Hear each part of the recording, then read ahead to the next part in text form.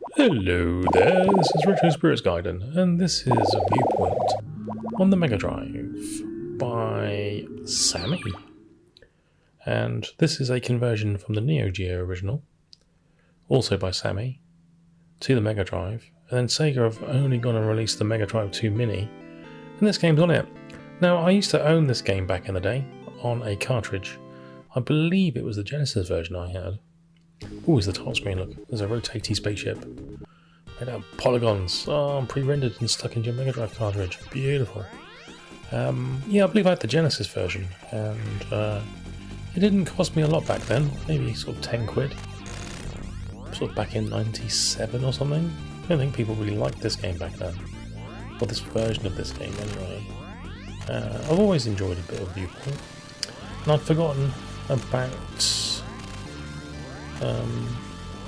well, just how about this Mega Drive version and what it looked like and sounded like. So it's good that's on the Mega Drive 2 Mini. I've also played a version of this on the PlayStation, weirdly enough, and that one had completely different graphics, pre-rendered graphics to the Neo Geo and this version. So how does this version stack up? Well, the tunes aren't quite as nice, are they? We've still got the flaps for the doors, because the spaceship always needs to operate doors by using some sort of ancient cog and notch device. That's a bit weird. Well, Viewpoint's always been a bit odd. It's got like environmental puzzles, and the music, although it's cool, does it fit the game? Does it fit shoot 'em up gameplay? Jury's not out. It does. I've asked the question, which I knew the answer to, or how I felt about it anyway. That's always entertaining to listen to, I imagine. Because I'm not you, I'm just talking. Right, we're shooting large wheels. The large wheels appeared in the Neo Geo version. We have got low colour graphics with some sprite flicker. Neo Geo also had a little bit of technical deficiencies, like it slowed down. It had a little bit of flicker in it.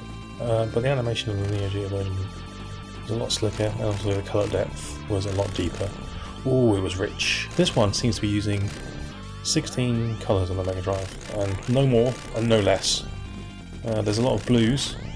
We've got a boxy slinky, which was in the Neo Geo version. We are missing a couple of things here, like on the original, because I do own the Neo Geo version. There's boxes at the side of the screen that things come out of, like little portals. Not portals, portholes that the enemies come out of. Oh, here's the boss. He's going to die in the same way as he always does, and I'm going to flame his frickin' eyeball. He's poking out eyeball. Yeah, take that. Yeah. Okay, well that's fine. It plays fairly similarly to the Neo Geo one, I guess. Like I said, there's a few missing bits and bobs. You can't get a higher fire rate than what I'm doing here at the moment. You can on the Neo Geo get a higher fire rate. Looks like it's using the technical me's going to come out now.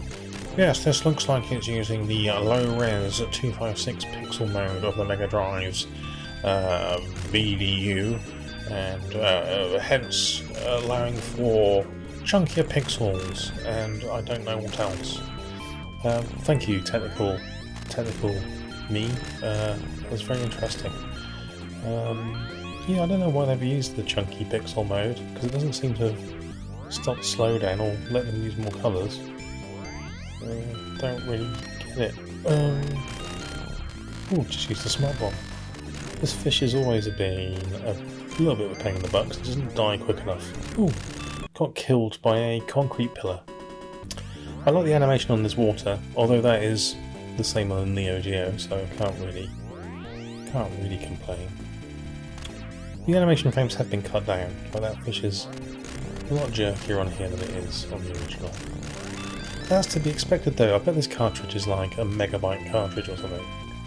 Neo Geo is like 54 megabits, something similar to that, so it's quite a sizable memory footprint. Maybe it's even more, maybe it was 100 and something megabits. Oh, there's too many mega words in computing terminology for me to remember. Look at all these stone pillars. Oh, they're making me go slow. Right. I've looked on eBay for a copy of this just to see how much it's going for these days. It's going for about 50 quid, which is how much I paid for my Neo Geo original. How about that? Yeah. Anyway, these anemones, it's quite difficult to say, have much cut down animation. This is alright though. I remember this being a poorer version of the Neo Geo original, and by golly, that is the truth. It's not as good graphically or sonically, but gameplay wise it's fairly damn similar. Got myself into a bit of a corner there with the worms, and one of them smashed me right in the cockpit. Oof. Took the cockpit right off. Those worms are the colours of explosions, because I guess they've run out of colours. That background with the teeth on it, it's rather shoddily put together. Don't look at the detail, just look at the overall impression. Yeah, this feels like a Neo Geo game, doesn't it? No, but it isn't bad. Is it worth 50 quid? Not entirely sure. I'm glad I've got it on the Megadrive Mini and I didn't pay 50 English pounds for this. Will I be tempted to buy this for £50? If I grow to love it, look, if I play it over the years and it worms its way into my affections, would I then pay 50 quid for it? No, I don't think I would. Well, because I own the big boy version, so I don't need to. You over there with a Mega Drive and no Neo Geo could emulate the Neo Geo version and buy yourself a Mega Drive version for 50 quid. How do you feel about that? I still wouldn't do it. Even if I only had a Mega Drive, I still wouldn't pay 50 quid for this. You can get Thunder Force 4 for that. That's much more exciting. Although Thunder Force 4 doesn't have rotating, knobbly, cycloptic turtles in it. So if that's the sort of thing you're looking for, then this is the game for you, I guess. Alright, well that was a look at Viewpoint. It's alright, it's decent, it's expensive. You're buying a car. Mega Drive Mini, it's on there. So there we go. Alright then, survive.